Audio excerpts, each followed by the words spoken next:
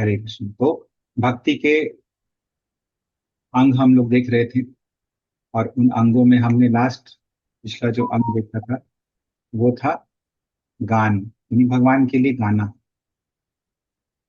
और अभी हम लोग देखेंगे अगला अंग, संकीर्तन। किशोर प्रभु जी पढ़िए।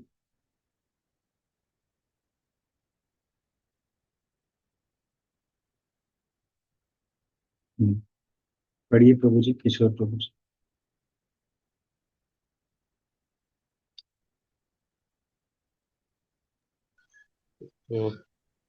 भगवान के नाम, गुण, लीला आदि का उच्च स्वर से कथन करना संकीर्तन कहलाता है। जनसमूह के भगवान नाम के कीर्तन को भी संकीर्तन कहते हैं। विष्णु धर्म में नाम संकीर्तन की महिमा इस प्रकार है। हे राजन, यह कृष्ण नाम इतना पावन है कि जिसकी जिह्वा पर आ जाता है वह तत्काल करोड़ों जन्म के पापों से मुक्त हो जाता है। यह वास्तव में सत्य है। चैतन्य चरितामृत का वाक्य है, जो एक बार भी कृष्ण नाम का उच्चारण कर लेता है वह उतने पापों का नाश कर देता है जितने पाप वह कर भी नहीं सकता।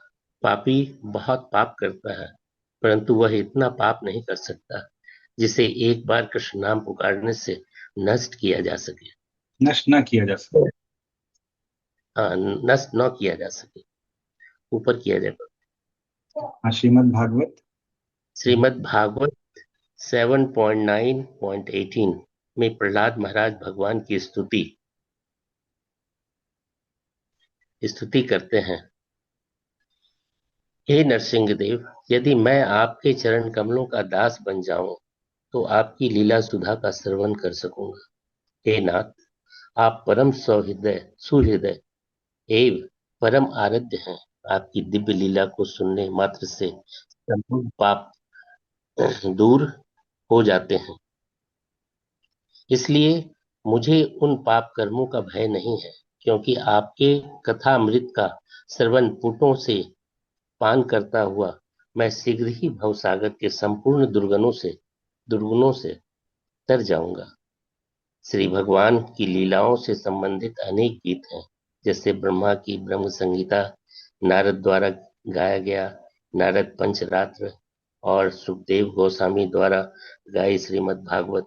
यदि कोई इन गीतों को सुने तो सहज ही भव बंधन से छूट जाए। भगवान के गीतों का श्रवण बड़ा सरल है। ये करोड़ों वर्षों से प्रचलित है और आज तक लोग इनसे लाभ उठा रहे हैं।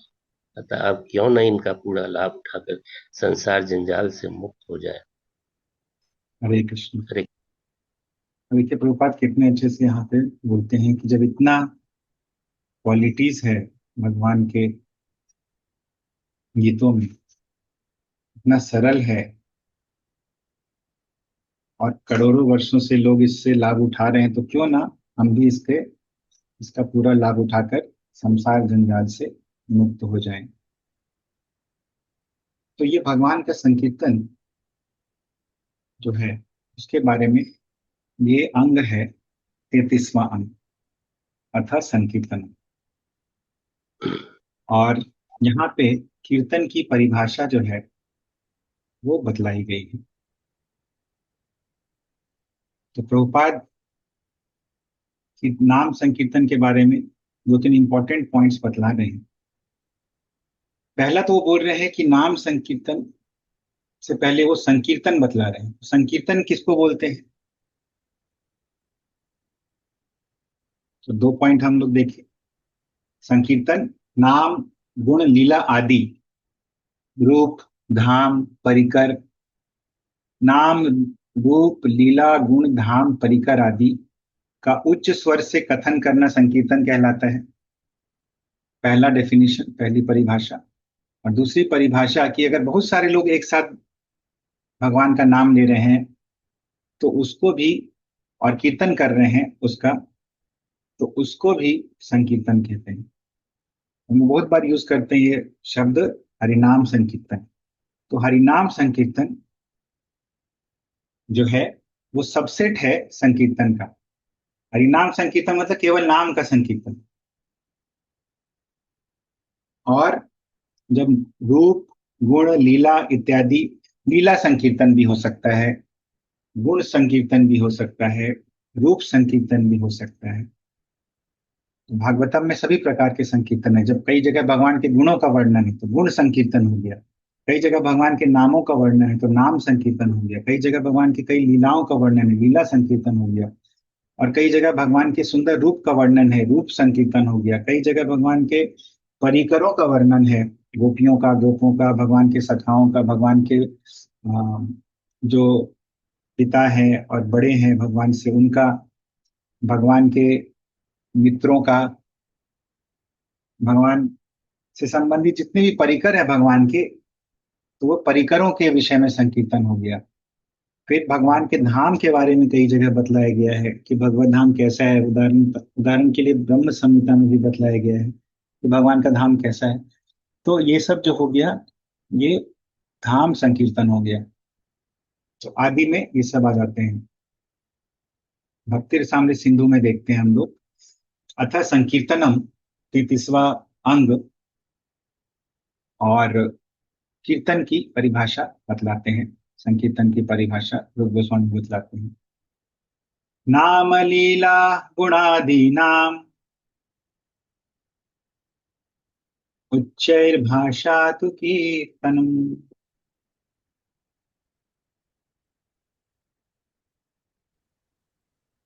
तो नाम लीला गुण आदि का उच्चई भाषा, ऊंचे स्वर में यदि कोई गान करता है तो उसको कीर्तन कहा जाता है। नाम, लीला, गुण आदि में कई सारी चीजें आती हैं। विष्णु धर्मोत्तर करके एक ग्रंथ है, उसमें बतलाया गया है नाम कीर्तनम, तत्र नाम कीर्तनम। तो सबसे पहले नाम कीर्तन की का महात्म्य यहाँ पे विष्णु धर्मोत्तर, विष्णु धर्म में बतलाया गया है। कृष्णेति मंगलम नाम यस्य वाची प्रवर्तते भस्मी भवन्ति राजेन्द्र महापातक कोटयः। तो देखिए यहाँ पे बोलते हैं कि नाम कीर्तन की क्या महिमा है। तो विष्णु धर्म में बोला गया है कि हे राजेंद्र, हे राजों में इंद्र, राजाओं में इंद्र, कृष्ण इति मंगलम नामम, कृष्ण इस प्रकार का जो मंगल नाम है, यस्य वाची प्रवर्तते, जिनके वचनों से ये उच्चरित होती है, वाची यानी कि वाणी से, इनके वाणी में कृष्ण नाम प्रवर्तन होता है, कृष्ण नाम का प्रवर्तन होता है। कृष्ण यदि कोई बोलता है, उच्चारण करता है, तो महापातक कोटयः, महापातक भस्मी भवंती। कोटयः यानी कि कोटि कोटि करोड़ों महापातक, महापाप भस्मी भवंती, नष्ट हो जाते हैं। बहुत इंपॉर्टेंट है ये चीज, ये चीज समझना कि भगवान के नाम में इतनी शक्ति है।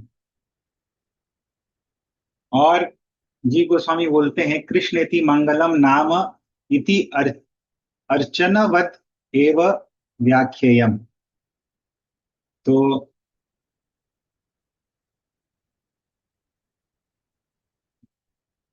तो यहाँ पे नाम संकीर्तन के महत्व की व्याख्या की गई है। तद एतत् प्राधान्येन नामांतर कीर्तनम अपि ज्ञेयम इति। तो प्राधान्य के कारण सबसे ज्यादा इंपॉर्टेंट जो है कृष्ण का नाम है, इसीलिए कृष्ण नाम यहाँ पे बोला गया है। प्राधान्यता के कारण यहाँ पे बोला गया है नाम बारे में। और महापात्र कोटिया मतलब क्या बोले? कोटिया मतलब करोड़ों, कोटि कोटि। तो भगवान के बहुत सारे नाम हैं, तो उनका भी महत्व उसी प्रकार है, लेकिन प्रधान जो है वो कृष्ण है, इसीलिए कृष्ण इति बोला गया है। और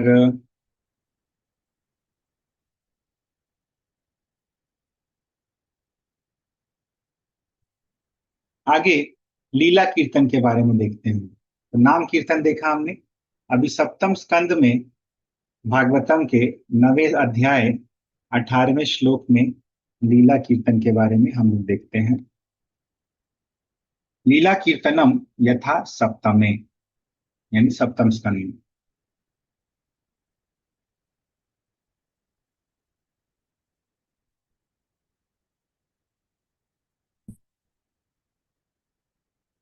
सोहम प्रियस्य सुहृदः परदेवताया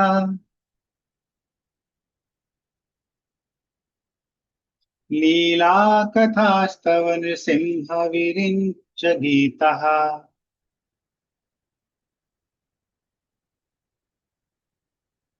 अंजस्तितर्म्यनुगृणन्। आवाज नहीं आ रहा आप डॉक्टर जी? तो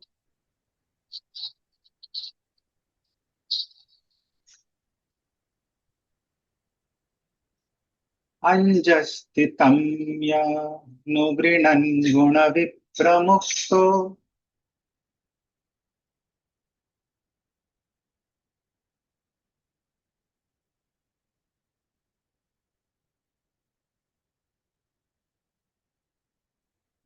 दुर्गाणि ते पदयुगालय हंस संगः।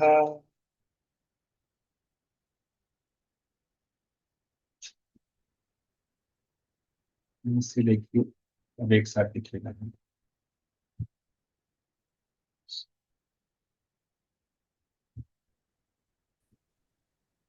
तो सो हम प्रियस्य सुहृदः परदेवताया, ये प्रहलाद महाराज बोल रहे हैं, प्रभुपाद समझाए भी हैं इसका मीनिंग। लीला कथा तव नृसिंह विरिंचि गीता अंजस्ति तर्म्यनुगृणन् गुण विप्रमुक्तो दुर्गाणि ते पदयुगालय हंस संग। तो चूंकि ये भागवतम का ही श्लोक है, हम लोग भागवतम से देखते हैं। एक मिनट। तो सह अहम प्रियस्य सुहृदः परदेवतायः। अहम प्रहलाद महाराज बोल रहे हैं कि मैं सह प्रियस्य, सब जो प्रिय है उनका, सुहृदः परदेवतायः, पर देवता भगवान के लिए बोला जा रहा है, पर देवता का लीला कथा, जो लीला कथाएं हैं, तव नृसिंह, हे नृसिंह, तव लीला कथा, आपकी लीला कथाएं, विरिंचि गीता। तो ये विरिंचि गीता बोला गया, लीला कथाओं को विरिंचि गीता ऐसा बोला गया क्योंकि विरिंचि ने, ब्रह्मा जी ने इनको गाया है, उन्होंने दिया है ये गुरु शिष्य परंपरा में। अंजह यानी आसानी से, तितर्मी, तितर्मी यानी मैं पार कर जाऊंगा, अनुगृणन, अनुगृणन मतलब उनका, उनको दोहराते दोहराते, उनको बोलते बोलते, गुण यानी कि प्रकृति के गुण, सतोगुण रजोगुण तमोगुण, विप्रमुक्त, विप्रमुक्त यानी विशेष रूप से मुक्त, विशेष रूप से प्रकृष्ट रूप से मुक्त, विप्रमुक्त।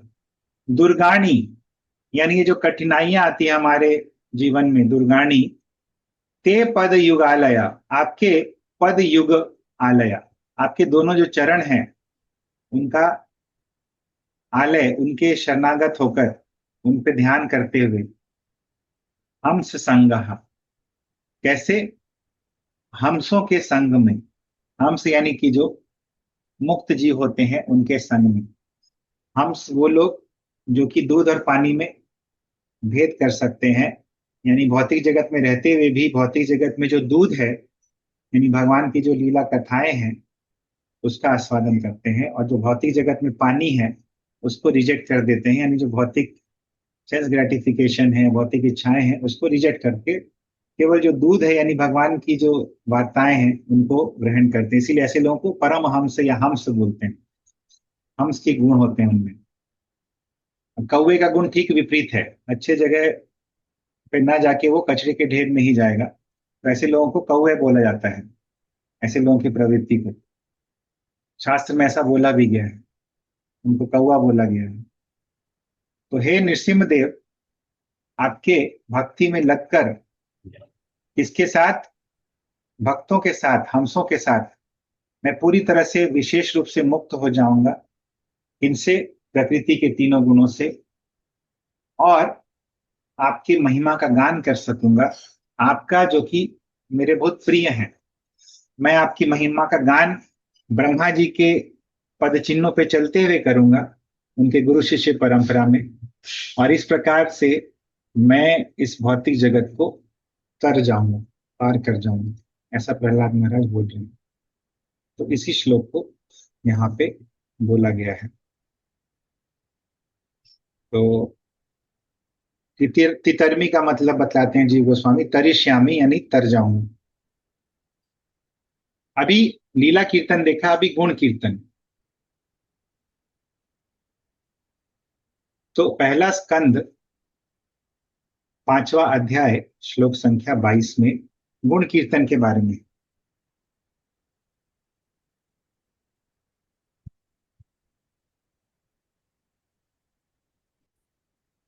इदं हि पुंसस्तपसः श्रुतस्य वा स्विष्टस्य सूक्तस्य च बुद्धिदत्तयोः अविच्यो अविच्युतोऽर्थः कविभिर्निरूपितो यदुत्तमः श्लोक गुणानुवर्णनम। लाया गया है। तो गुण कीर्तन, इदम ही पुंसस तपसः सुतस्य वा शिष्टस्य सूक्तस्य च बुद्धिदत्तो। हम लोग एग्जैक्टली मीनिंग देखेंगे भक्ति वेदांत स्वामी प्रभुपाद के द्वारा। तो इदम ही, यही, पुंसः मनुष्यों का, तपसः तपस्या का, सुतस्य श्रुतियों का, अथवा सृष्टस्य यज्ञों का, सूक्तस्य सूक्तियों का, च बुद्धि दत्तयो, दत्तयो बुद्धि और दान का, दोनों का साथ में बोला गया, इसीलिए द्विवचन है, बुद्धि दत्तयो, दोनों को साथ में बोला गया है। अविच्युतः यानी जो कभी च्युत नहीं होता है, अर्थ यानी कि इंटरेस्ट, यानी उसका आर्थिक लाभ। गाड़ी से काट देने के लिए कभी भी ही कवियों के द्वारा यानी कि विद्वानों के द्वारा, निरूपितः जो निरूपित है, जो निष्कर्ष निकाला गया है, यद उत्तम श्लोक, उत्तम श्लोक यानी भगवान, गुण गुण अनुवर्णनम, गुणों का अनुवर्णन यानी बार बार वर्णन करना। तो कवि भी ही निरूपित, कवियों के द्वारा यह निरूपित किया गया है, यह निष्कर्ष निकाला गया है कि अविच्युतः अर्थः,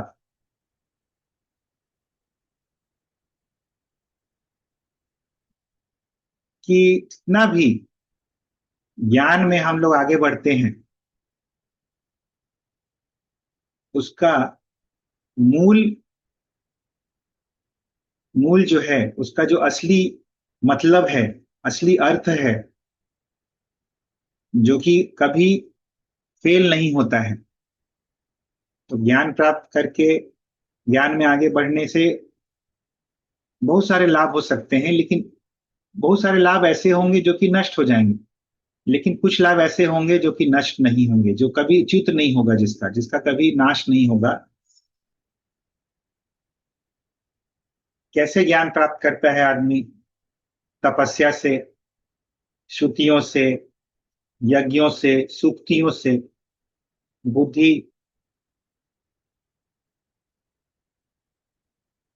बुद्धि के द्वारा, और दान करने से।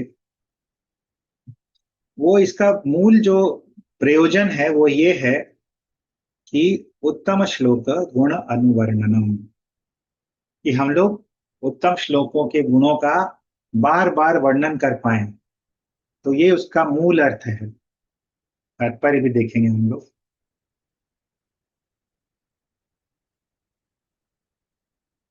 तो मनुष्य की बुद्धि जो है उससे कई कार्य सिद्ध होते हैं। हम लोग कला, विज्ञान, दर्शन, भौतिकी, रसायन शास्त्र, मनोविज्ञान, अर्थशास्त्र और राजनीति इत्यादि पढ़ सकते हैं उससे। और इन ज्ञान से हम लोग को बहुत तरह से लाभ भी मिलता है।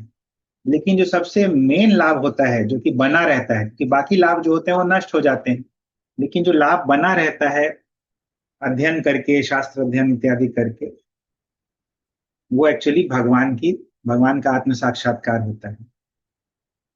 तो इसीलिए जो लोग सही में आगे बढ़े चढ़े हैं विद्या में, उनको भगवान की सेवा करनी चाहिए, भगवान की सेवा के लिए इच्छा करनी चाहिए। लेकिन क्या होता है कि भगवान की विष्णु माया इतनी ज्यादा शक्तिशाली है और इतनी ज्यादा लोग आकर्षित हो जाते हैं उससे, कि उनको समझ में नहीं आता है कि भगवान भगवान का साक्षात्कार जो है वही ज्ञान की पराकाष्ठा है। विष्णु माया का मतलब प्रभुपाद बतलाते हैं कि इंद्रिय भोग, जो कि आया और गया, और उससे कष्ट भी मिलते हैं बहुत तरह से। तो जो लोग विष्णु माया से बंधे हुए रहते हैं वो अपने ज्ञान का प्रयोग भोग वृत्ति के लिए करते हैं। लेकिन नारद मुनि बोलते हैं कि जितनी सारी वस्तुएं हैं इस भौतिक जगत में, इस ब्रह्मांड में, वो केवल भगवान से ही, भगवान की अलग अलग शक्तियों के माध्यम से प्रकट हुई हैं, और भगवान ने उनको बस मोशन में ला दिया है। वो पहले प्रधान के रूप में थी, और बाद में भगवान ने उन पर दृष्टिपात करके उनको एक हरकत ला दी, और उससे अलग अलग रूपों में वो प्रकट हो रही है। और भगवान पे ही आश्रित हैं वो सभी शक्तियां, और बाद में भगवान में ही वो मिल जाती हैं। तो भगवान से उत्पन्न हुई हैं, उन पे आश्रित है और उन पे ही मिल जाती हैं। इसीलिए भगवान से अलग कुछ भी नहीं है। तो इसीलिए जब हम लोग ज्ञान का प्रयोग भगवान की सेवा में करते हैं तो फिर ये एब्सोल्यूट बन जाता है, नहीं तो रिलेटिव रहता है, सापेक्ष, यानी कि रिलेटिव। तो सापेक्ष रहता है अगर भगवान की सेवा में नहीं डालते हैं, और अगर सेवा में डालते हैं तो निरपेक्ष हो जाता है, किसी चीज पे आश्रित नहीं रहता है, एब्सोल्यूट बन जाता है। तो भगवान का नाम, भगवान का कीर्ति, भगवान के गुण, भगवान की महिमा, ये भगवान से अलग नहीं है। इसीलिए बोला गया है कि विद्वानों के द्वारा कभी भी, और भगवान के भक्तों के द्वारा, कि ये सब ज्ञान जो हम लोग प्राप्त करें कोई नुकसान नहीं है, लेकिन इनका उपयोग जो है भगवान की सेवा के लिए करें। कोई भी ज्ञान हम लोग जो प्राप्त कर रहे हैं उसका उपयोग भगवान की सेवा के लिए कर सकते हैं। कुछ भी चीज है, कोई पोइट्री अच्छा जानता है, कोई पेंटिंग अच्छा जानता है, कोई आर्ट, कला का ज्ञान है किसी को, रसायन शास्त्र, भौतिकी, दर्शन शास्त्र, मनोविज्ञान, सभी कुछ भगवान के लिए, भगवान के महिमा गान करने के लिए हम लोग प्रयोग कर सकते हैं।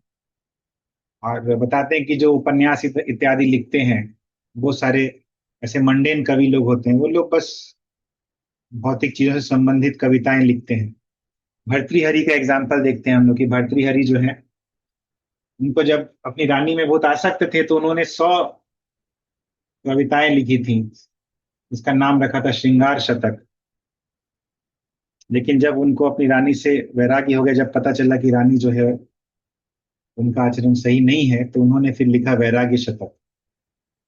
तो ये है, भर्तृहरि ने ऐसा किया। तो वो कविताएं जो है वो भगवान के संबंध में लिखनी चाहिए, क्योंकि भौतिक चीज जो है वो च्युत होती है, लेकिन भगवान के संबंध में चीजें च्युत नहीं होती हैं। जैसे कि उदाहरण देते हैं, वाल्मीकि ने रामायण लिखा, व्यासदेव ने कई सारे ग्रंथों को लिखा, भगवान के ही सेवा में लग गए, और इसीलिए अभी भी वो अमर हो गए हैं। इवन देखिए, प्रभुपाद ने जो इतनी सारी पुस्तकें लिखी, सभी पुस्तकें अमर हो गई हैं, प्रभुपाद भी अमर हो गए। भगवान की सेवा में प्रभुपाद ने सब कुछ लगाया। इसीलिए इसे साफ साफ पता चलता है कि भगवान के लिए की गई सेवा जो है वो एब्सोल्यूट होती है, वो रिलेटिव नहीं होती है। उसी तरह से विज्ञान, दर्शन इत्यादि ये भी भगवान की सेवा में लगा सकते हैं। बहुत बार लोग क्या करते हैं कि दर्शन को केवल वाद विवाद के लिए या इंद्र तृप्ति के लिए यूज करते हैं।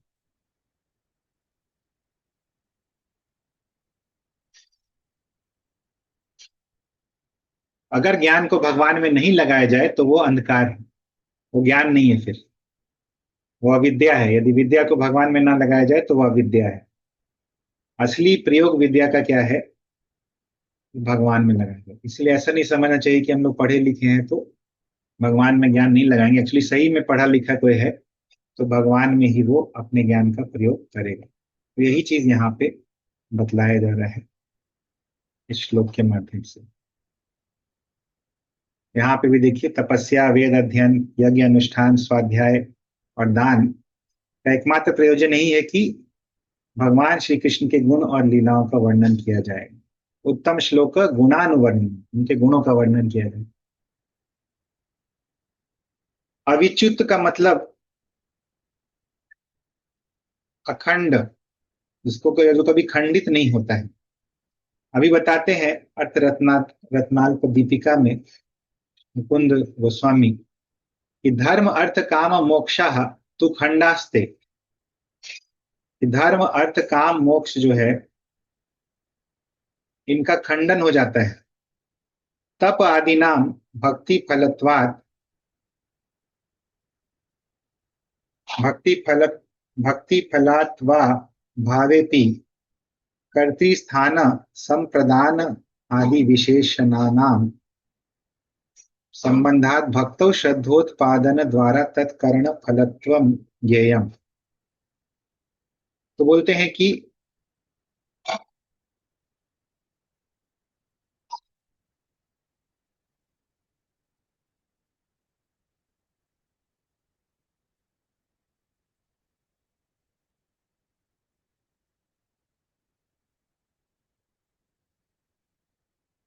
क्या होता है कि अगर कोई तप करता है तो जरूरी नहीं है कि उसको भक्ति मिल ही जाए। लेकिन बहुत बार ऐसा होता है कि यदि कोई तप करता है तो कई कारणों के कारण, मान लीजिए तप का एक हो सकता है कि तप इत्यादि करने से श्रद्धा उसकी और बढ़ रही है, भक्ति में भी श्रद्धा बढ़ रही है, इसीलिए तप इत्यादि से भी भक्ति जो है बहुत बार स्ट्रांग होती है।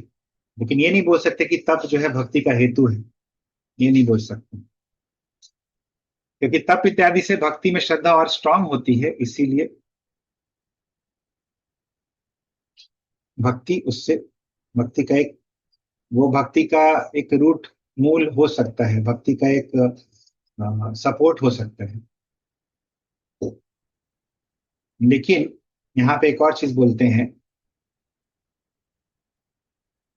भागवतम का एक श्लोक बोलते हैं, प्रियते अमलया भक्त्या हरिर अन्यद विडम्बनम 7752। और ये श्लोक भी यहाँ पे बतला रहे हैं, न दानम न तपो नेज्य न शौचम न व्रतानि च प्रियते मलया भक्त्या हरिर अन्यद विडम्बनम। तो लेकिन यदि कोई बोले कि तप इत्यादि से ही सब कुछ हो जाएगा, दान से ही सब कुछ हो जाएगा, भक्त भक्त बन जाएंगे हम लोग, तो यहाँ पे क्लैरिफाई करते हैं कि दान से नहीं मिलेगा, तप से नहीं मिलेगा, पूजा करने से भी नहीं मिलेगा, विधि विधानों से भी नहीं मिलेगा, शौच यानी कि साफ सफाई से भी नहीं मिलेगा, व्रत इत्यादि से भी नहीं मिलेगा। तो कैसे मिलेगा? अमलया भक्त्या, विशुद्ध प्रेम से ही भगवान प्रीयते, प्रसन्न होते हैं। हरि ही अमलया भक्त्या प्रीयते, हरि जो है अनन्य भक्ति से ही, निष्कलंक भक्ति से ही प्रसन्न होते हैं। अन्यद विडंबनम, बाकी सब तो विडंबना मात्र है। तो इसीलिए स्वतंत्र रूप से ये सब साधन जो है फल प्रदान करने में सक्षम नहीं है, लेकिन हाँ सपोर्ट कर सकते हैं। तो ये जो है अर्थ रत्नात्म दीपिका मुकुंद गोस्वामी के द्वारा भक्ति सार पर, ये जो है ये विश्वनाथ चक्रवर्ती के द्वारा बतलाई गई है। हम लोग समय के अभाव में इसका चर्चा आज नहीं कर पाएंगे, और हम लोग आगे का जो भी क्वेश्चन है वो अगले बार चर्चा करेंगे। अगला अंग। तो ये था प्रभुपाद ने जो बतलाया था। विष्णु धर्म का श्लोक ये हम लोगों ने देख चुका कि यह कृष्ण नाम इतना पावन है कि जिसकी जीवा पर आ जाता है वह तत्काल करोड़ों जन्म के पापों से मुक्त हो जाता है। लेकिन हमें ध्यान रखना होगा कि पापों से मुक्त हो जाने का ये मतलब नहीं कि पाप करते जाएं हम लोग इस बल पे कि नाम हम लोग ले रहे हैं। नाम के बल पे पाप करने से नाम अपराध आएगा, तो उससे बचना है। तो प्रभुपाद ने चैतन्य चरितामृत से एक्स्ट्रा जो है वो कोट किया है। और भागवतम में प्रहलाद महाराज की स्तुति हमने देख लिया कि चरण कमलों का दास बन जाऊं तो आपकी लीला सुधा का श्रवण कर सकूंगा। आपकी दिव्य लीला को सुनने मात्र से संपूर्ण पाप दूर हो जाते हैं। इसीलिए मुझे उन पाप कर्मों का भय नहीं है, क्योंकि आपकी कथा को श्रवण करते करते मैं भव सागर से पार हो जाऊंगा। तो ये सब हमने देखा। गुण कीर्तन के बारे में प्रभुपाद बतला रहे हैं कि व्यास देव से नारद मुनि बोल रहे हैं ये चीज, फर्स्ट कैंटो 5th चैप्टर में।